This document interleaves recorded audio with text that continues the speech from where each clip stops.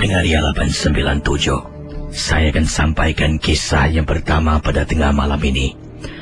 Berikut ini adalah satu pengalaman peristiwa kiriman email yang ingin saya sempurnakan kepada anda semua. Berlaku kisah ini di Singapura dan berlaku kisah ini di salah sebuah estate perumahan di kawasan Whampoa. Apa kabar Casey, juga pendengar Ria 897? Nama saya Amirul. Saya ingin berkongsi satu peristiwa pengalaman. Kisah yang menakutkan ini, pengalaman yang cukup menyeramkan berlaku pada saya. Amirul menceritakan, saya berpisah dengan isteri saya. Bila saya berpisah dengan isteri, rumah yang kami beli dikasih balik ataupun katanya dijual balik kepada orang-orang tertentu. Jadi, kisah bukan tentang arwah isteri. Bila saya dah tak ada rumah, saya kembali tinggal dengan ibu saya di rumah yang pernah saya dibesarkan. Dari kecil sampailah saya berumah tangga, sampailah saya berpisah bercerai dengan isteri, kembali ke rumah yang sama. Rumah ibu saya di kawasan Whampoa. Pendengar Ria 897, Amirul mengatakan, hampir lebih kurang 2 minggu lebih saya tinggal di rumah itu setelah mungkin lebih kurang 3 tahun berumah tangga dengan isteri. Pendengar Ria 897, Rumah saya di Whampoa terletak di tingkat 8. Saya bekerja mengikut shift. Kalau saya masuk petang, akan balik malam. Hampir pukul 12:30 malam baru sampai dekat kawasan Whampoa. Barulah saya akan naik lift pulang ke rumah. Pada hari yang disebutkan, setelah 2 minggu lebih, Casey dan juga pendengar Ria 897, saya naik lift macam biasa, tekan tingkat rumah saya di tingkat 8. Pintu lift terbuka.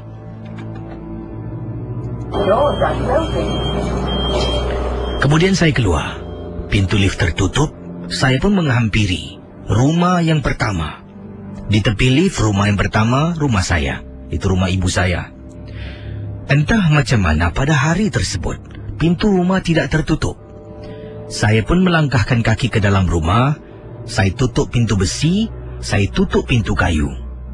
Bila saya pusing ke belakang, ternampak Casey.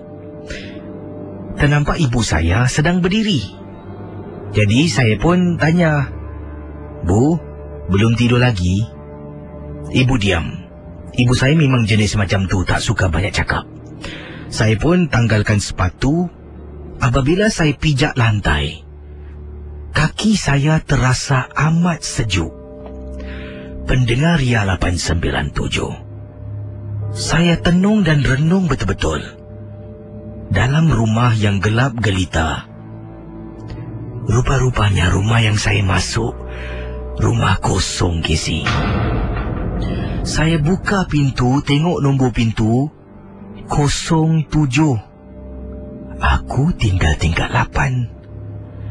Astaghfirullahaladzim, aku salah masuk rumah. Saya pakai sepatu saya.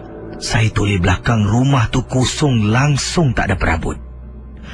Tutup pintu besi. Saya naik tangga sampai atas, buka pintu, tercungap-cungap nafas, meremang bulu rumah. Malam tu saya tak mandi sebab ketakutan. Saya masuk dalam bilik saya.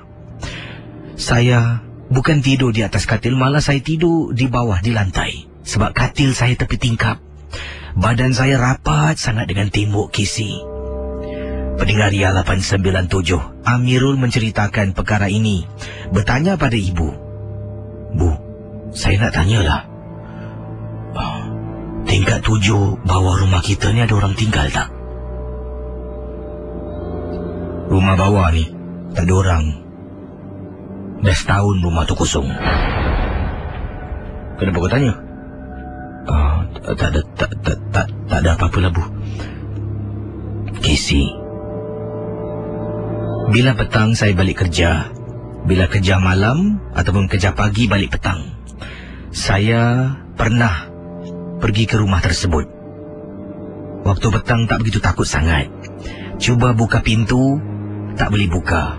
Pintu dah dikunci. Tapi hairan, siapa yang kunci pintu? Macam mana saya boleh masuk dalam rumah tu? Sampai ke saat ini saya tak tahu. Bagaimana, Casey? Terima kasih, Casey. Selamat tengah malam. Dan tolonglah ketengahkan pengalaman saya dalam rancangan Misteri Jam 12. Pendengar Ria 897, saya akan teruskan dengan pengalaman-pengalaman anda selanjutnya.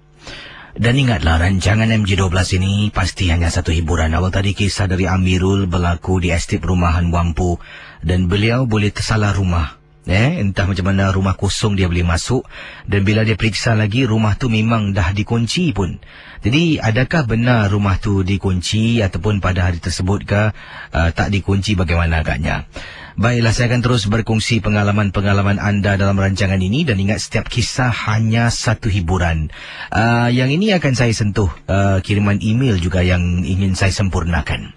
Datangnya daripada seorang pendengar bernama Zarina. Zarina ingin ketengahkan satu peristiwa pengalaman yang dialami oleh beliau. Kisah yang cukup menyeramkan ini berlaku kepada Zarina. Dan kisah yang diketengahkan oleh Zarina, katanya di sini beliau pernah menemani ibu beliau pergi ke pusat dialisis lah, menghantar ibu beliau untuk ke pusat untuk menjalani proses lah, cuci darah macam itulah.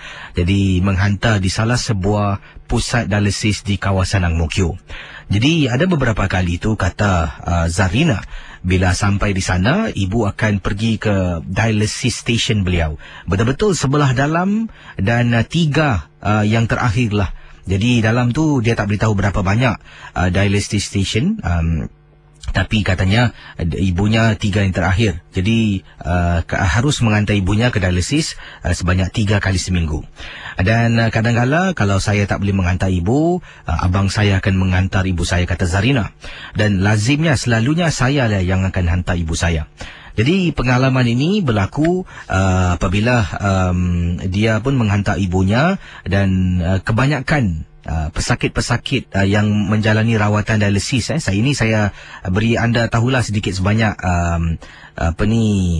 intipati dululah sebelum saya terus mendalam kisah Zarina ini. Jadi kebanyakan pesakit di pusat dialisis, Zarina dan ibunya kenal. Dah macam kawan lah, kawan, mereka jumpa setiap minggu 3 kali seminggu. Jadi inilah pengalaman yang diceritakan dan berlaku di salah sebuah pusat dialisis. Saya tak nak sebut sebab dia ada nombor blok semua. Di salah sebuah pusat dialisis di kawasan Ang Mo Kio.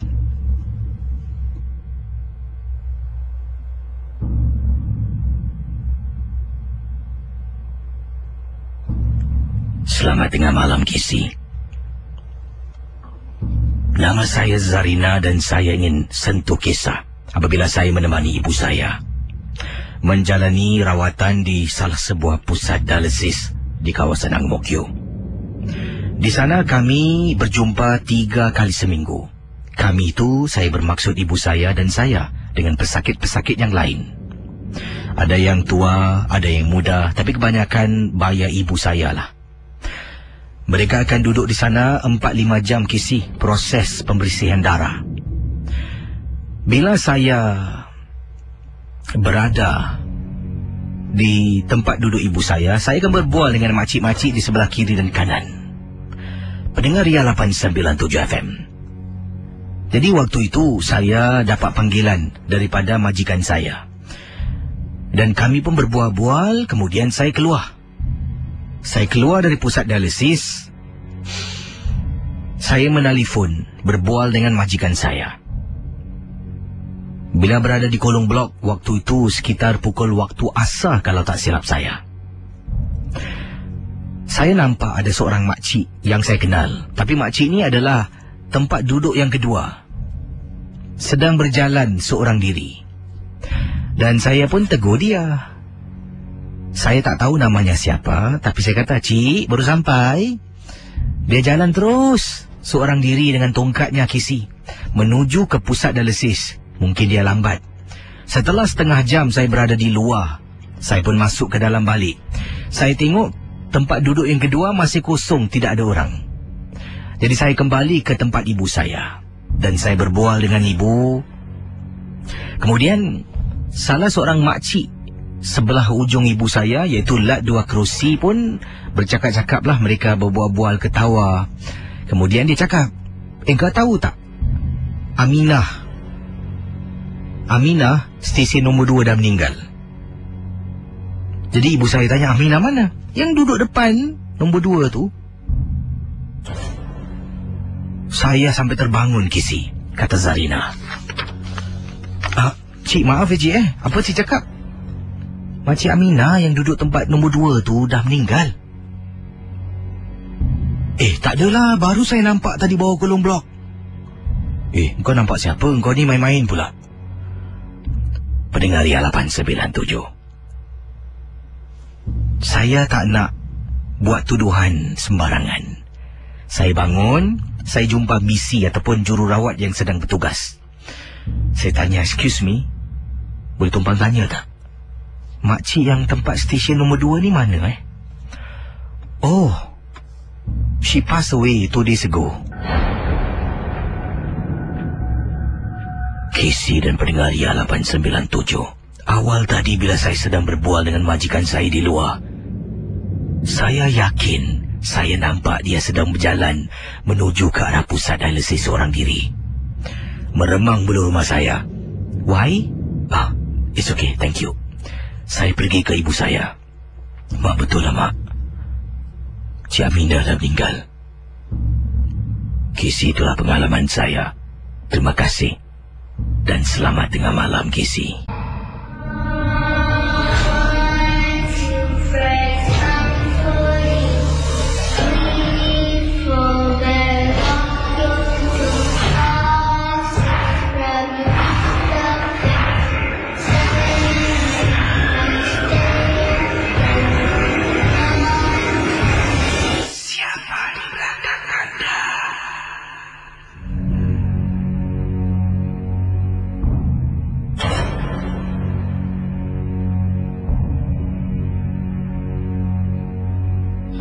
Sekarang ini saya akan buka talian. Anda boleh hubungi saya di 669-11890.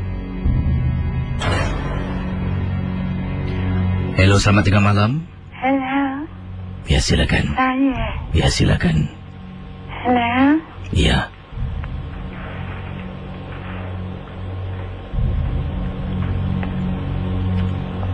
Hello, silakan. Boleh Ya. Hello, selamat malam. Selamat malam, Kisi. Saya Makcik Suria.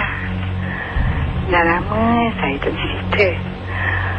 Kali ni saya nak cerita tentang peristiwa yang berlaku dah lama dah. Kurang-kurang dalam 40 tahun agaknya. Waktu itu saya nak pindah ke rumah baru di Jurong West. Waktu saya pindah tu, Casey, orang belum ada tinggal di blok-blok di situ. Saya katakan tempat tu di Avenue 1. Orang yang tinggal di situ ialah saya adalah penghuni yang kedua. Penghuni pertama adik ipar saya. Keliling blok rumah tu masih gelap gelita, Casey. Saya nak ceritakan rumah yang saya tinggal itu mendapat gangguan. Saya mendapat gangguan di rumah baru itu. Gangguannya begini, Casey. Saya ada membeli barang-barang dari Indonesia. Saya pernah dengar cerita juga dari Menteri Channel Bersni mengatakan ada orang membeli barang dan mendapat gangguan. Begitu juga dengan saya. Gangguannya begini, Casey. Saya ada membeli angklung. Angklung tu saya letakkan atau hiaskan di bilik tamu, di corner atau di penjuru bilik. Bila waktu malam, saya tak dengar ada gangguan yang berlaku itu. Sebab waktu pagi anak saya yang mengatakan pada saya, "Ibu, malam tadi saya nampak ada orang tua lelaki sedang berdiri di angklung tu, memegang tali dan memandang ibu, kerana waktu kami berpindah itu kami ramai-ramai tidur di bilik tamu di hall. Jadi angklung itu berkaitan dengan saya. Jadi saya tak hiraukan kisah itu. Kisah yang kedua, saya ada membeli potret lukisan cat dari Indonesia besar Casey. Saya gantungkan di hall juga. Potret itu ialah gambar wanita cantik Casey. Tetapi yang anehnya, setiap kali ada orang datang ke rumah saya membawa anak kecil, pasti anak kecil itu akan menangis hingga berlarutan. Maknanya tak berhenti. Saya muskil juga, mengapa mereka begitu? Wanita tu memang, kalau saya pandang potret wanita itu, separuh bahagian anggota badannya dan mukanya terlalu cantik. Jadi saya mengambil gambar tu dan meletakkan di bawah katil anak perempuan saya. Pada satu malam, ketika anak saya tidur, dia memberitahu pada saya waktu paginya dia telah mendengar satu suara di bawah katil itu. Begini bunyinya, memanggil nama anak saya, "Yanti, Yanti." Anak saya ketakutan dan pergi ke bilik abangnya dan tidur di situ. Setelah mendengar cerita anak perempuan saya itu, saya mengambil gambar itu dan membuangnya ke tong sampah. Saya sangat sayang gambar itu kerana cantiknya gambar itu. Tapi disebabkan gangguan itu, saya telah membuangnya. Itulah Casey. Terima kasih ya. Terima kasih. Selamat malam. Saya telah membuangnya.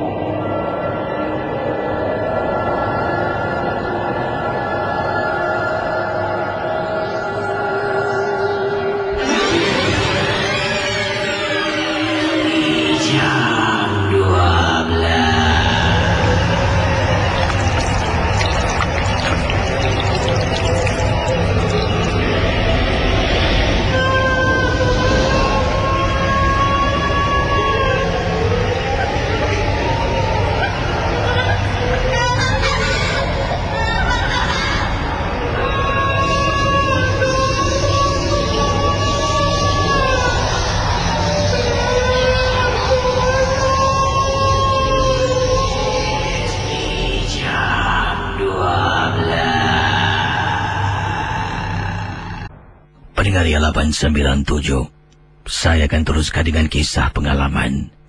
Kali ini tentang seorang gadis yang katanya sampai ke saat ini memang takut sangat.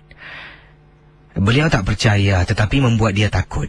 Tapi entah benar atau tidak, ya, pengalaman yang diketengahkan. Harus kita ingat, semua hanya satu hiburan saja. Gadis yang bernama Azlina, entah nama benar atau tidak, tapi itulah nama yang digunakan dalam kiriman ini. Katanya di sini, "Saya sampai ke saat ini dah hampir masuk setengah tahun sejak tahun lalu, Kisi. Saya tak akan keluar hari Khamis malam Jumaat. Saya tak akan keluar selepas waktu maghrib. Sebab 6 bulan yang lalu pada hari Khamis malam Jumaat, ibu saya beberapa kali pernah marah saya. 'Engkau ni perempuan. Kau tahu tak hari ini malam apa? Hari Khamis malam Jumaat.' Tapi tetap saya berdegil. Tetap saya keluar rumah. Sampailah terjadinya berlakunya satu gangguan. Pada malam yang dimaksudkan, saya dan juga rakan-rakan wanita yang lain, girlfriend saya, kami keluar. Sedang kami duduk-duduk santai di kawasan Marina. Dan kemudian satu persatu dihantar pulang. Tapi dalam perjalanan bila kawan saya yang memandu ni, namanya Surya, nak hantar saya pulang, kami jalan harus lalu kawasan tapak tanah perkuburan kubur Kasim. Saya tinggal di Bedok, Kisi. Kawan saya yang hantar saya pulang ni pun sama tinggal di Bedok. Jadi, orang yang terakhir sebelum kami pulang ni, kami hantar tinggal di kawasan Marine Terrace. Kami semua 4 orang keluar. Satu agak jauh sedikit lah. Dari Yishun, kami hantar pulang, turun ke Marine Parade, barulah pulang ke rumah di kawasan Bedok. Bila lalu dekat kawasan kubur Kasim, teman saya pernah, malam yang dimaksudkan, hentikan kenderaannya, kemudian tanya saya, kau tahu tak ni tempat apa? Saya sebenarnya tak pasti. Jadi saya tanya, tempat apa ni? Inilah kubur Kasim.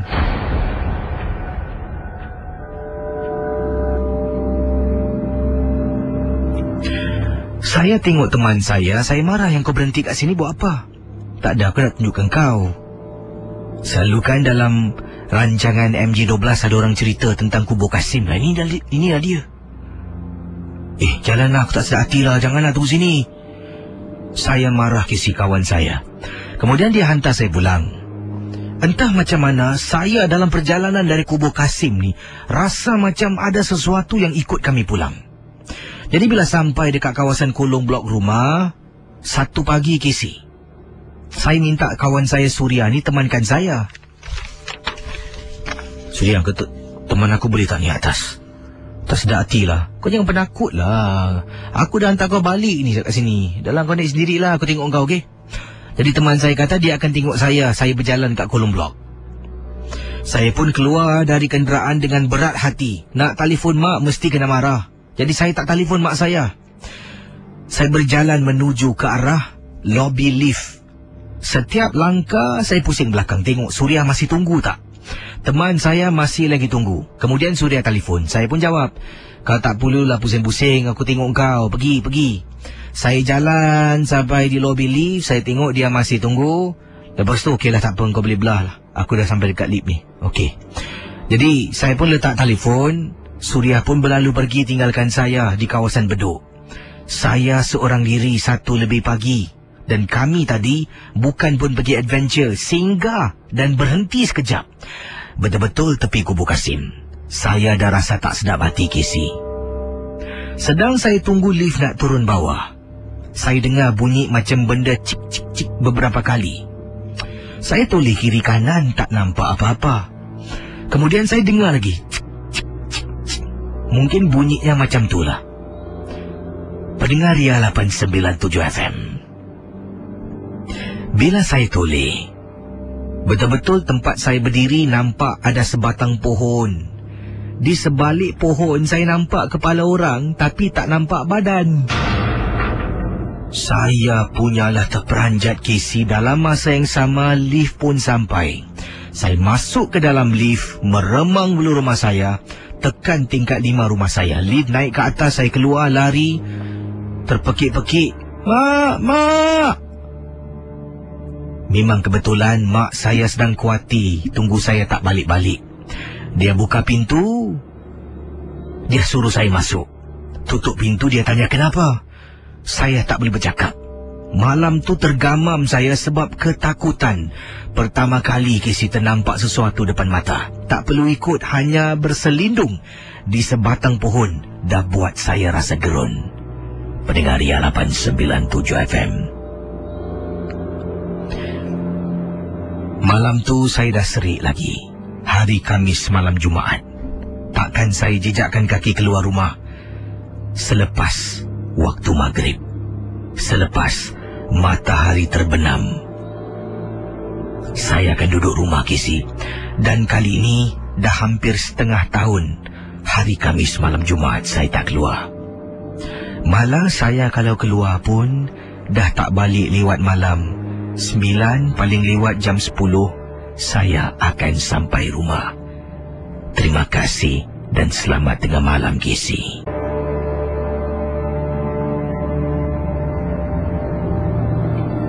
Pendengar Ria 897, sebelum saya jawab panggilan anda di 669-11897,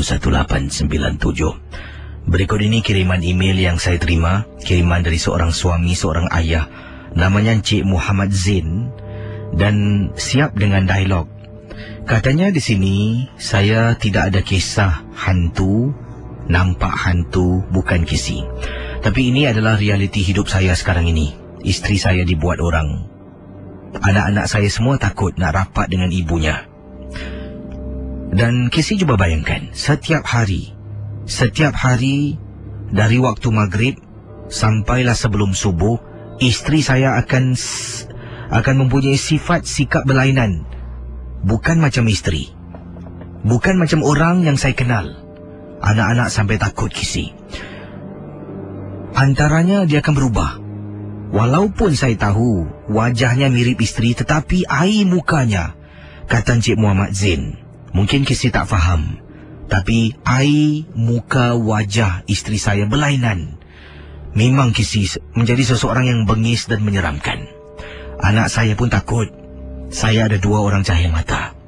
Satu berusia 8 tahun, satu lagi berusia 5 tahun. Kedua-duanya takut nak rapat dengan ibu kebelakangan ini. Setiap waktu maghrib, isteri saya akan mula duduk atas katil, bermain dengan rambutnya. Dia akan mula menyanyi, ketawa, mengilai. Itulah yang membuat anak saya takut.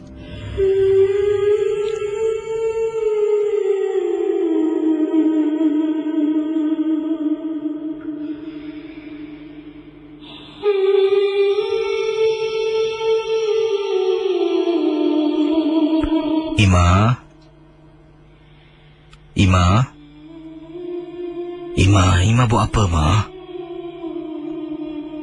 Ima, anak-anak takut tau. Awak buat apa ni?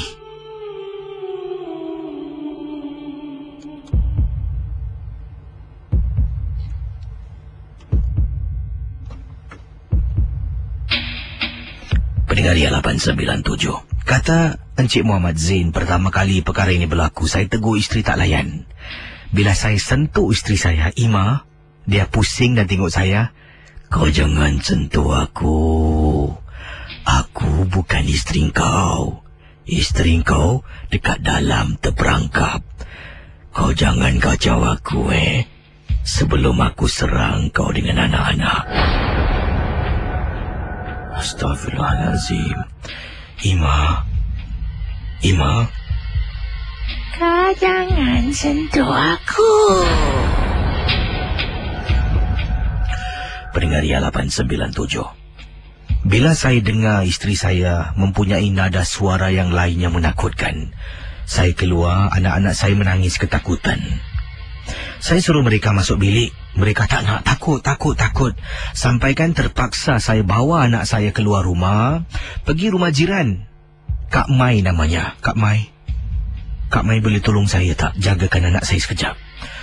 Ada sesuatu tak kena pada Ima. Kenapa dengan isteri kau tak tahulah, Kak Mai? Jadi Kak Mai ini ada pembantu. Kak Mai pun suruh pembantu menjaga anak saya. Dia dan suami datang ke rumah. Bila datang, masuk bilik, isteri dah tak ada. Ima. Kisi nak tahu tak isteri saya di mana?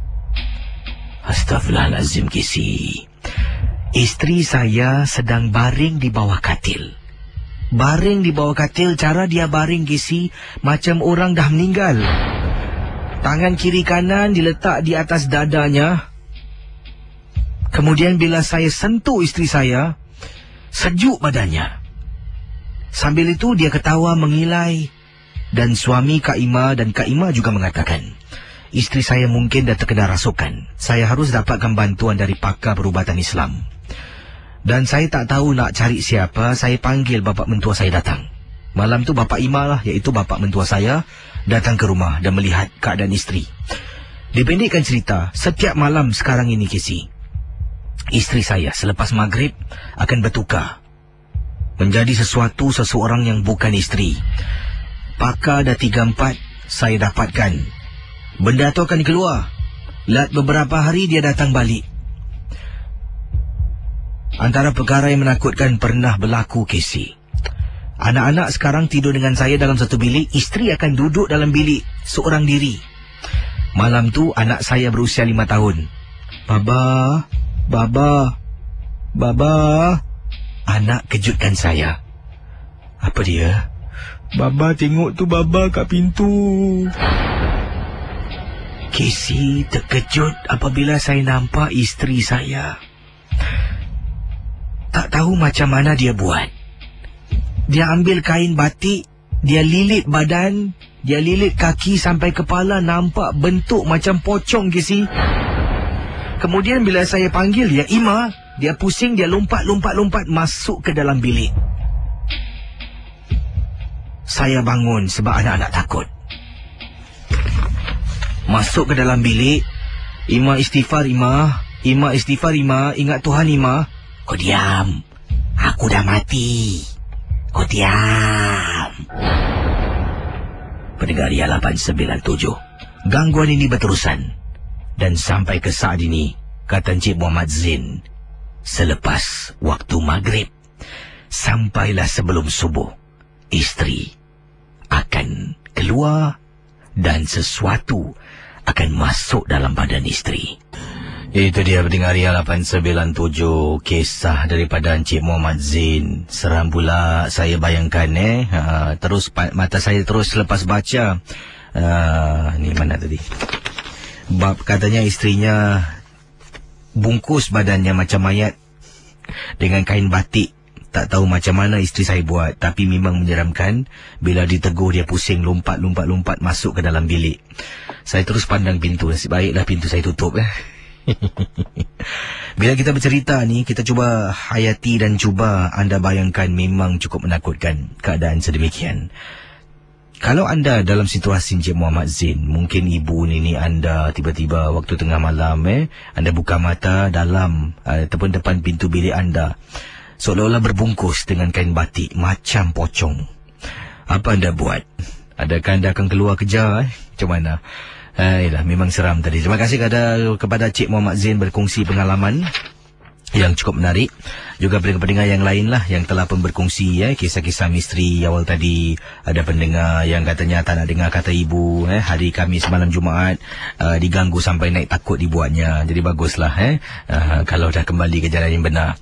Baik, terima kasih. Dan pada saya, bila saya bercuti minggu lepas, saya sebenarnya telah pun merakamkan kisah di Pulau Ubin lah. Bila saya berada di sana ni, saya telah pun merakamkan ada 2 tempat, dan satu merupakan kisah yang saya petik daripada bekas penduduk Pulau Ubin. Tapi ini bukan pengalaman, tak tahulah pengalaman dia macam mana. Nanti kalau video tu dah siap, saya adunkan dengan bantuan juga rakan itu Al-Hafiz dari Vezari Studios. Juga saya jemput kawan saya. Saya tempoh hari saya bawa ada beberapa teman yang lain lah yang datang. Jadi Cik Bahar pun ada itu video man saya lah yang merakamkan. Saya akan tunjukkan anda. Tapi rakaman kali ini merupakan satu rakaman yang boleh saya katakan sifatkan sebagai macam berkongsi pengalaman sambil ada juga sedikit short story lah, macam tu lah ataupun short film ke yang ringkas yang pendek di Pulau Ubin. Jadi kalau dah siap adunannya, saya akan kongsi di saluran YouTube saya dan juga Vezari Studios bersama dengan Al-Hafiz. Baik, saya akan ketengahkan peristiwa pengalaman anda sebentar. Nanti kita berehat seketika dan akan saya kembali. Terima kasih bagi anda yang setia bersama saya setiap malam, dan Misteri Jam 12 akan bersama anda sebentar nanti. Malam ini macam-macam kisah saya terima. Ada juga komen, pendapat, pandangan. Ada yang suka dengan kisah-kisah yang diketengahkan pada malam ini. Ada yang sampai ketakutan seperti daripada Rahilah, katanya, apa khabar Kisi? Khabar baik. Saya sedang mendengar MJ12. Bila Kisi kongsi pengalaman setiap malam ni, boleh terbayang-bayang pula. Kenapa agaknya Kisi seorang je bila kongsi pengalaman boleh saya terbayang-bayang. Betul, saya bukan nak angkat, tapi ini realiti. angkat-angkat, tak payah angkat pun mungkin agaknya anda dah biasa dengan cara saya. Jadi yalah, kalau dah biasa tu macam tu lah. Agaknya lah, saya pun tak pasti. Terima kasih Rahila yang berkongsi. Yang ini daripada Abidin, kata, bro, saya dengan kawan saya Ayub sedang mendengar MJ12 di tempat bertugas. Malam ni cerita best-best bro, welcome back to the club. Terima kasih. Yang ini okey, kata Kak Inah, naik bulu rumah kakak mendengar kisah pasal Inah tadi Kisi kakak sorang-sorang dengar, suami dan anak-anak semua dah tidur. Yang ini Kisi kesian betul lah, kisah daripada Encik Muhammad Zain berkongsi pengalaman isterinya. Sebab saya faham apa yang dia lalui. Isteri saya pernah kena perkara sedemikian, tapi alhamdulillah katanya di sini benda yang mengganggu isteri saya hanya seketika. Sebab waktu itu kami pergi memancing di Pulau Ubin dan tersalah langkah benda tu ikut isteri saya pulang. Ini bukan dihantar. Setelah dihalau, dia pergi dan tak kembali. Dan selepas itu saya dengan isteri serik, tak nak lagi menjejakkan kaki hanya untuk memancing di semak samun yang kita pun tak nampak dan tak tahu apa ada di sana. Pulau Ubin. Saya baru balik Pulau Ubin minggu lepas. Di sini dari Joe, kata, bro KC, selamat tengah malam dan selamat kembali ke Kelab Kelakar Seram dan juga khususnya mengendalikan rancangan MJ12. Katanya di sini tempat kerja gua ada satu kawan, dia bangsa Cina tapi dari Malaysia. Namanya Dennis. Katanya suka mendengar MJ12. Bila lu tak kerja hari-hari dia tanya mana lu. Dia fikir gua dengan lu saudara ke apa. Anyway, cerita malam ni bagus. Terima kasih Encik Dennis kalau sedang mendengar sekarang ini. Okey, saya ingin sentuh tentang satu kisah ni. Ini diceritakan oleh seorang pendengar yang kirimkan SMS pada saya. Katanya Ismail, kisah ini berlaku baru terjadilah. Harap kisah dapat kongsi cerita ini pada pendengar-pendengar Misteri Jam 12. Saya ni habis kerja jam 11 malam. Selepas saya hand over, dan katanya dah buat ni dah masuk 11.30 malam. Saya ni penunggang motosikal Kisi. Bila saya pulang, saya akan gunakan jalan ECP menuju ke arah Pasiris. Saya pula harus ikut jalan SLE bila sampai di flyover sebelum belok ke Changi Prison. Kisi, belakang badan saya ni ditepuk amat kuat. Tepukan itu sebanyak 3 kali. Dan had laju saya dalam sekitar 90 km sejam. Hampir-hampir saya tercampak kawasan bahagi jalan ataupun road divider di kawasan flyover yang saya gunakan. Saya berhenti, tak fikir yang bukan-bukan ketika itu. Tengok jam 12.30 malam. Barulah saya teringat, alamak, macam happening MJ12. Meremang bulu tengkuk saya Kisi. Apalagi perah minyak berdesut, lari tinggalkan kawasan itu sampai di rumah. Tengok cermin belakang badan saya macam ada tanda sesuatu. Tak sakit pula rasanya. Mandi pun tidak rasa apa-apa. Ambil wuduk. Ni tengah nak cuba tidur ni, tolong nasihatkan para penunggang motosikal supaya berjaga-jaga bila berada dekat kawasan itu. Terima kasih dan selamat malam dari pendengar kita bernama Ismail. Terima kasih Ismail. Yang ini pendengar kita berkongsi pengalaman. Katanya, Kisi, apa khabar? Nama saya Kak Wati. Saya ingin berkongsi pengalaman kisah ini ketika saya dengan suami saya memancing dengan juga 2 orang sahabatnya lah masing-masing. Jadi kami semua 6 orang. Saya dengan suami, sahabat suami 2 orang, masing-masing bawa isteri. Dan saya ni minta tolong suami temankan saya. Okey, saya akan ketengahkan kisah daripada akak kita ni sebentar nanti. Di mana dia memancing? Kenapa agaknya pengalamannya? Kita kembali. Kita mulakan MJ12. Misteri Jam 12. Kalau berani danang, kalau takut jangan.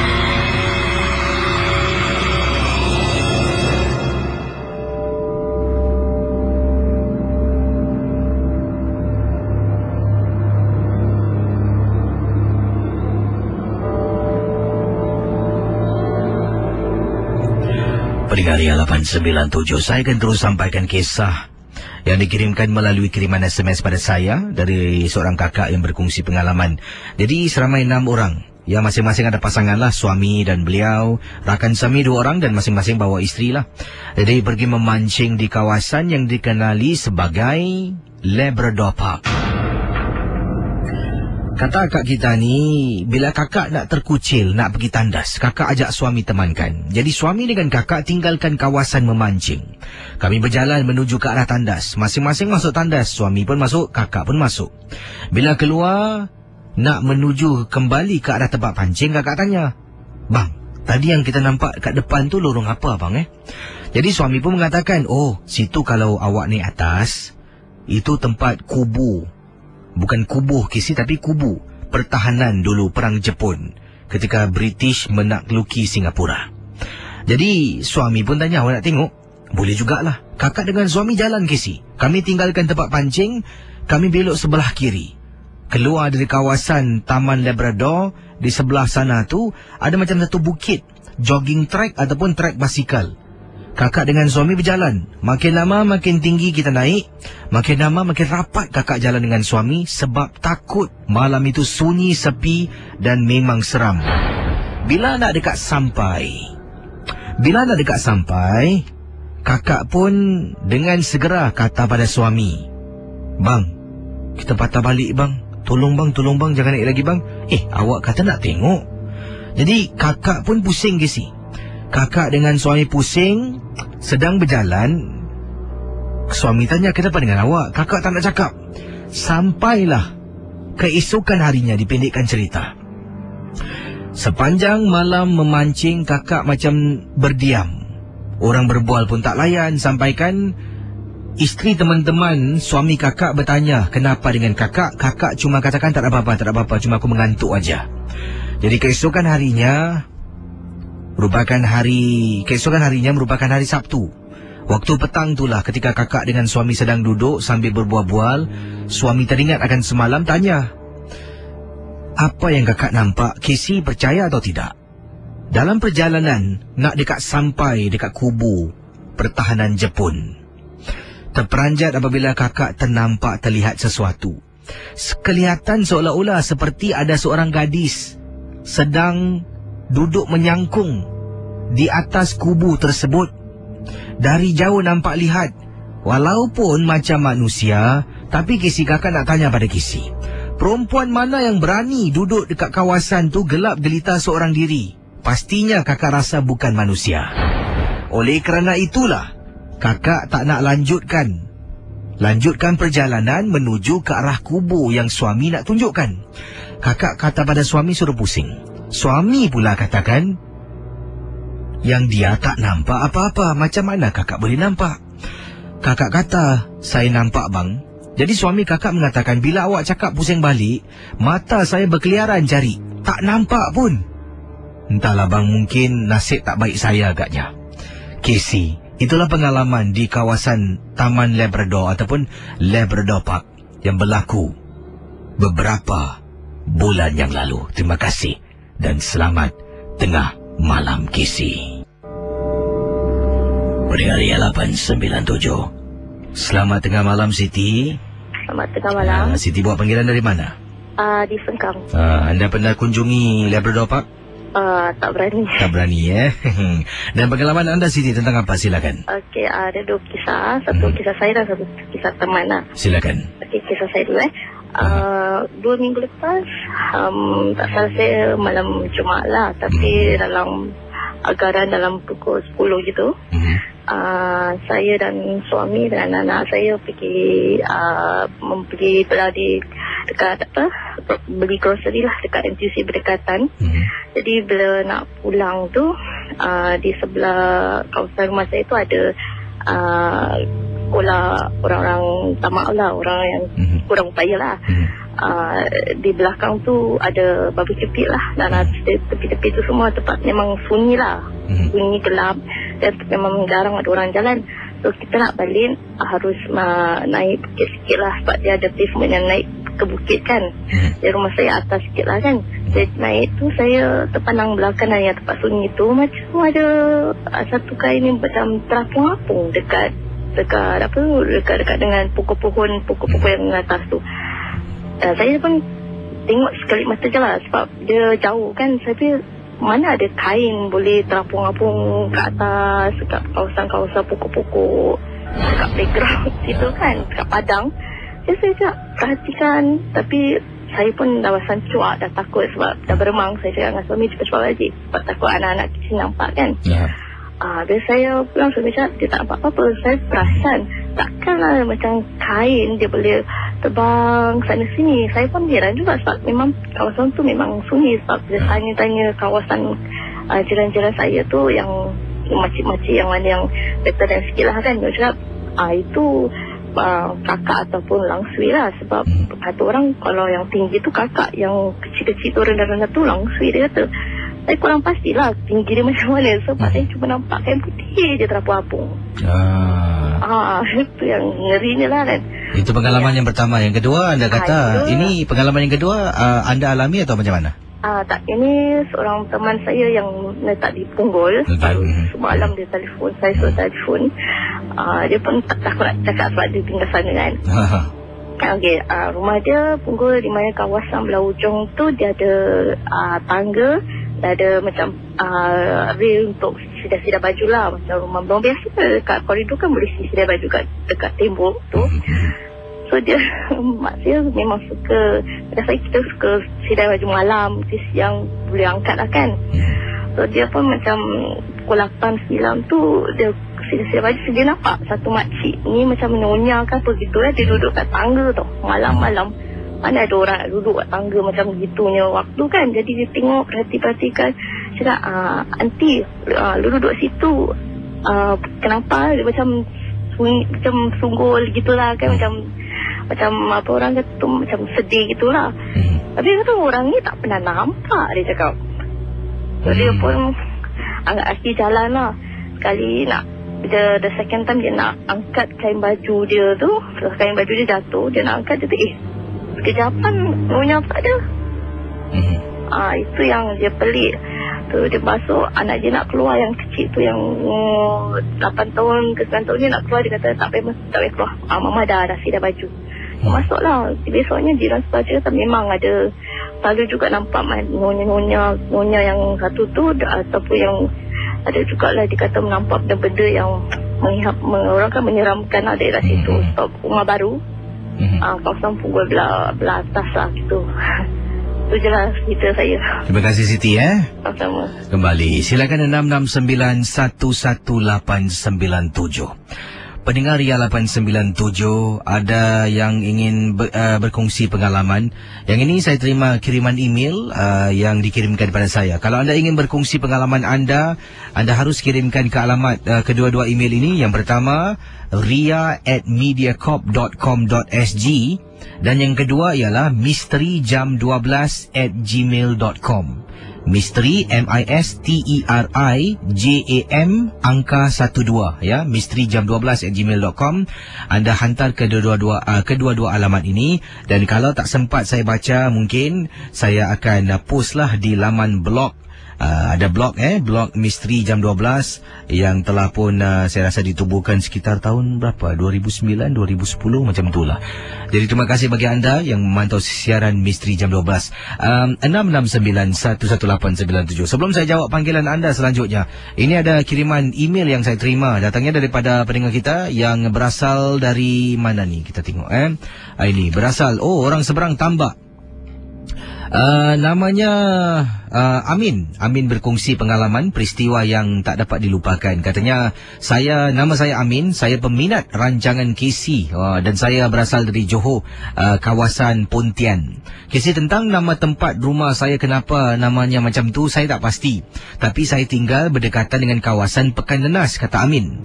Tapi tentang kawasan Pekan Nenas ni memang banyak yang berlaku. Antaranya kalau waktu malam KC datang ke sini, KC tak perlu ramai-ramai, seorang diri. Lazimnya kalau kita seorang diri, dia akan tunjukkan dirinya. Kalau ramai-ramai dalam kereta 3-4 orang, menunggang motosikal 2 orang pun jarang dengar orang kena kacau. Rakan-rakan saya termasuk saya pernah kena ganggu. Ini apabila saya dengan rakan-rakan pulang ke rumah menunggang motosikal masing-masing. Jadi bila kami dalam keadaan seorang diri, dia akan menjelma. Lazimnya kita akan nampak perempuan berdiri di tepi jalan KC, seorang diri jalan seorang. Dari jauh sebelum nampak perempuan ni dah bau wangi sangat. Bila dah bau wangi, kita tahu, kita penduduk di kawasan Pontian di Pekan Nenas akan tahu, kata Amin, akan bertemulah kita dengan seorang insan yang cantik dan wangi. Tapi jangan berhenti, kata Amin. Sebab kalau kita berhenti, kalau kita cuba ajak berbual, konon-konon nak tumpangkan motosikal, benda tu akan ikut kita pulang. Dan kalau dalam rumah ada isteri, mungkin anak-anak gadis, dia akan lebih suka. Jadi mereka ini akan diganggu, kata Amin.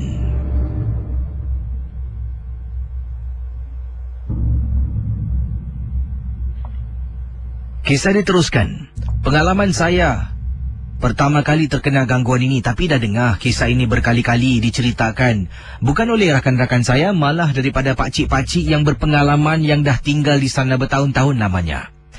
Ketika sedang duduk, dia tanya, kau tinggal mana? Oh, saya tinggal sebelah dalam, Cik, Pekan Nenas.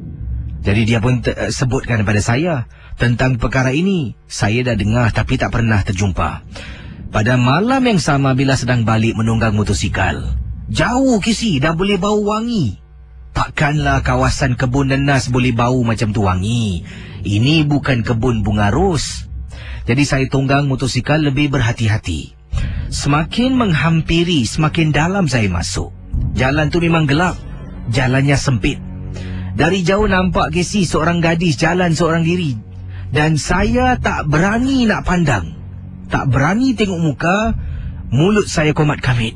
Astaghfirullahaladzim, astaghfirullahaladzim, astaghfirullahaladzim. Sepanjang menunggang motosikal, bila lalu nak dekat sampai betul-betul tepi perempuan yang sedang berjalan dekat tepi Pekan Nenas, saya tak berani toleh. Bau wangi harum menakutkan saya. Bila dah tinggalkan jauh, bau harum bertukar menjadi busuk.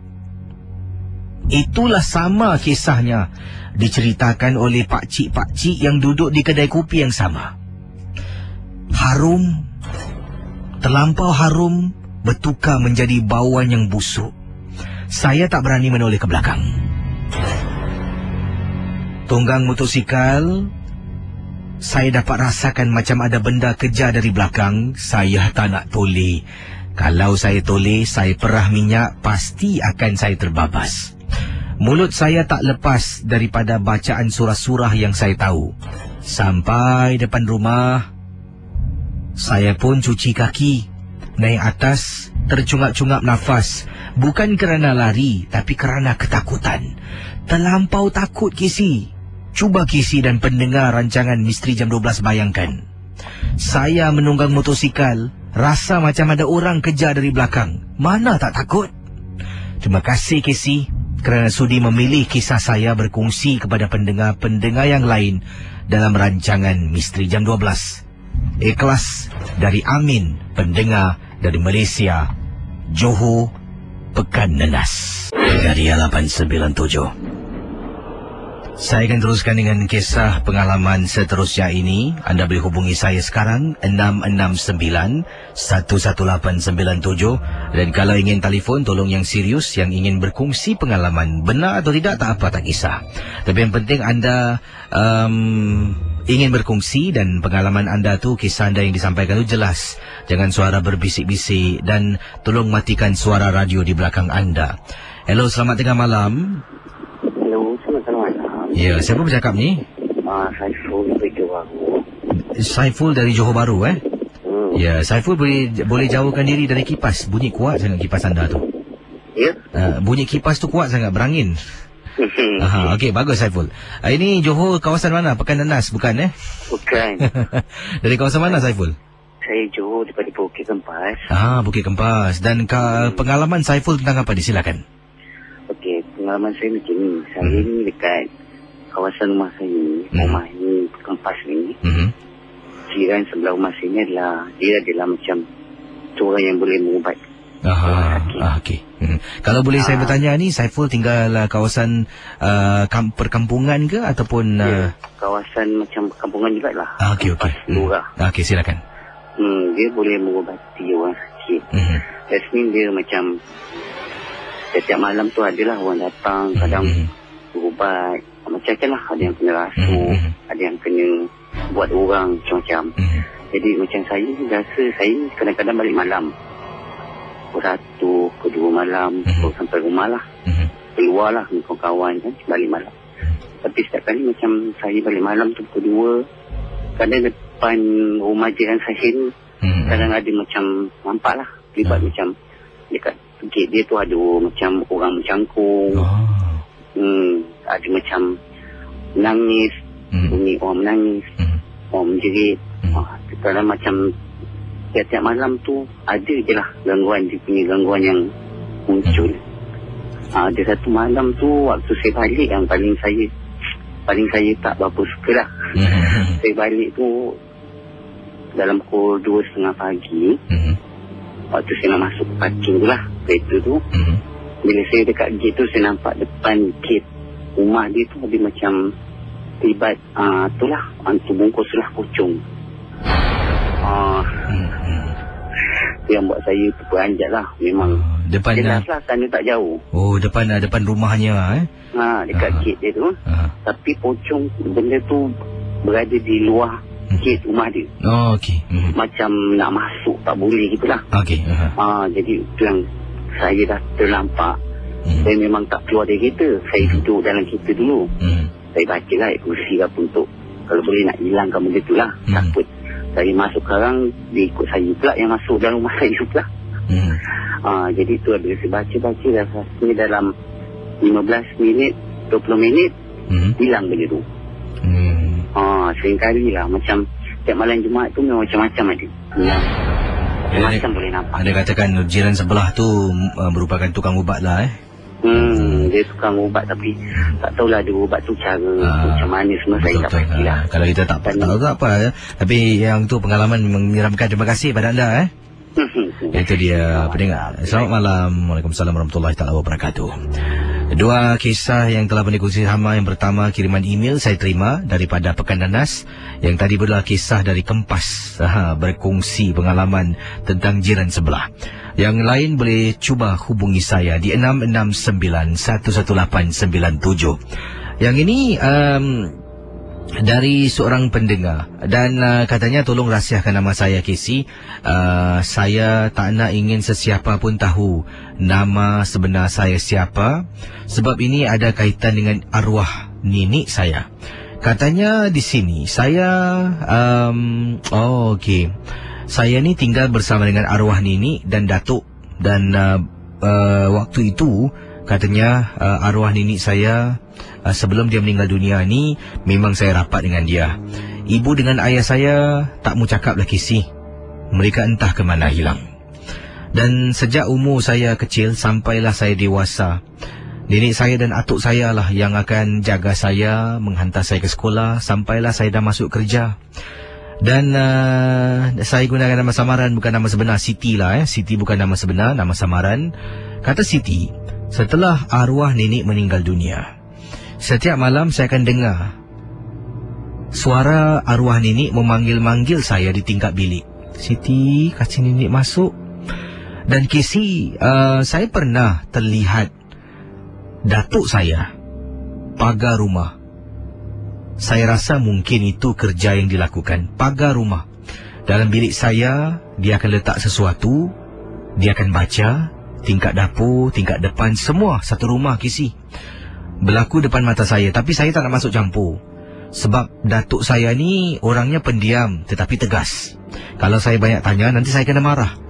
Jadi saya rasa di pagarnya dalam rumah. Dan saya tak pasti kenapa sampailah pada satu malam setelah arwah nenek meninggal dunia, seolah-olah arwah datang balik depan tingkap.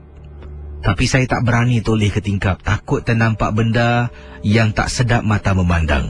Memanggil-manggil nama saya, suruh bukakan tingkap. Dan katanya suruh buang barang yang dipasang. Saya sejak malam itu akan angkat bantal tidur di ruang tamu. Sebabnya dalam rumah tu cuma ada 2 bilik tidur saja. Jadi bila atuk nampak saya tidur di luar, dia masuk ke dalam bilik saya, dia letakkan sesuatu. Katanya, malam ni kau tidur bilik. Saya nak cakap tak nak tak boleh, Kisi. Sebab saya dah katakan atuk saya orang ni yang tegas.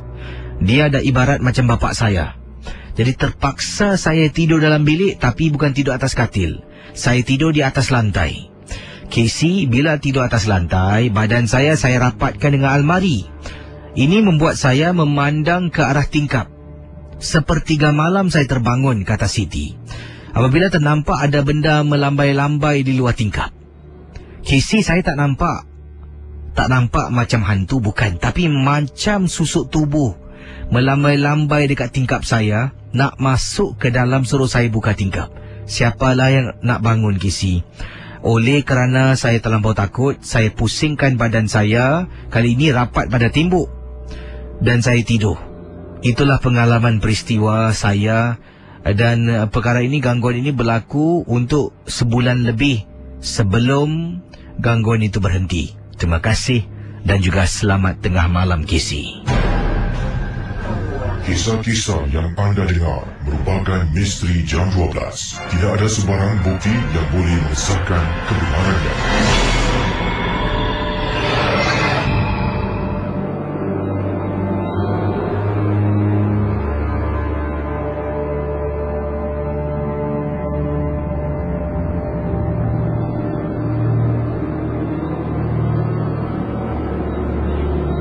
Pendengar Ria 897, kita akan terus berkongsi pengalaman-pengalaman anda bersama saya. Silakan 669-11897.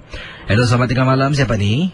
Siti, dengan Siti. Siti, Siti buat panggilan dari mana, Siti? Ini dari One Amber. Okey, silakan pengalaman anda.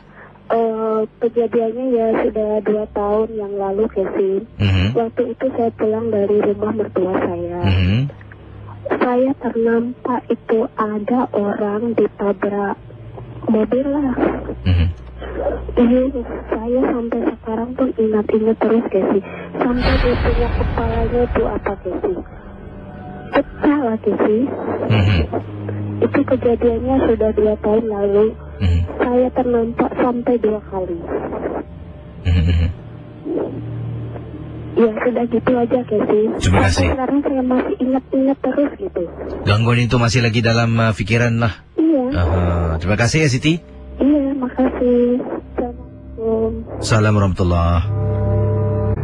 Pendengar Ria 897, saya ingin ketengahkan satu peristiwa yang ringkas. Datang dari seorang pendengar. Ini berlaku di salah sebuah tanah perkuburan Cina di Singapura. Beliau dan juga 3 orang sahabat sebenarnya nak buat satu dokumentari pendek tentang tanah perkuburan Cina. Dan ini untuk tesis, untuk tesis sekolahnya. Jadi untuk mendapatkan footage tanah kubur. Dan mereka telah pun pilih untuk pergi di waktu malam sebab lebih menambahkan elemen seram untuk tesis mereka lah. Ini saya rasa ni budak pelajar universiti. Namanya Ridwan, berkongsi peristiwa dia dan juga 2 orang sahabat, project mate lah. Jadi pergi ke salah sebuah tanah perkuburan Cina. Beliau tak terangkan di mana, tak sebutkan di mana. Apabila saya terperanjat, ternampak di satu kubur Cina ni besar. Depan kubur tu banyak sangat patung-patung berhala yang diletakkan. Tak tahu apa tujuannya, kata Ridwan. Dan ada juga patung-patung yang dalam keadaan sedang duduk bersila. Dalam lebih kurang ada 5 ke 6. Jadi diletakkan depan kubur yang besar. Jadi saya dengan teman saya pun keluarkan kamera, baru nak letak atas tripod, kata Ridwan.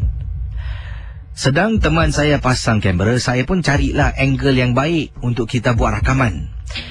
Sebab kita harus diri dalam frame di mana nampak kita berdiri 3 orang dan nampak kubur di sebelah kiri atau kanan. Jadi saya perhatikan, tengok.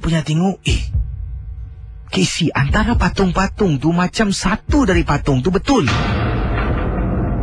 Casey, macam benda tu hidup. Jadi saya kata pada kawan saya, budak Cina, Jonathan. 2 budak Cina lah. Saya seorang pelajar Melayu dalam kumpulan projek saya ini. Saya kata, bro, pack up now. Why? Pack up now. Jadi dia pun mula bungkus sebab saya dah rasa cemas dan takut. Sedang mereka bungkus barang-barang perkakas semua, saya orang pertama masuk dalam kenderaan. Bila Jonathan dan rakan saya satu lagi, Timothy, nampak saya dalam keadaan ketakutan, mereka lebih cepat Casey. Sampaikan saya tengok mereka tak sempat nak masukkan tripod dalam beg. Mereka buka boot belakang, katanya, kemudian letak barang-barang semua tutup. Kemudian tanya pada saya kenapa. Saya kata tak nak ceritakan, kita keluar dulu. Casey, bila saat kita nak keluar, kenderaan yang dipandu oleh teman saya Jonathan berat sangat, macam ada benda halang.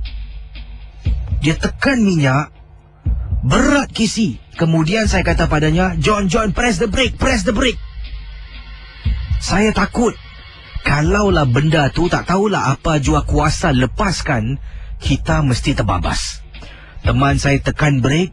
Kemudian saya pejam mata, saya baca surah Yasin di kubur Cina. Kemudian teman saya kata pada teman, drive now. Baru masuk gear, baru boleh keluar Casey. Sampai luar, teman saya dua-dua tercengang, tak boleh bercakap. Sepanjang perjalanan entah tak tahu kami ke mana. Keluar pandulah ikut jalan. Jalan terus belok sampai lebih kurang setengah jam.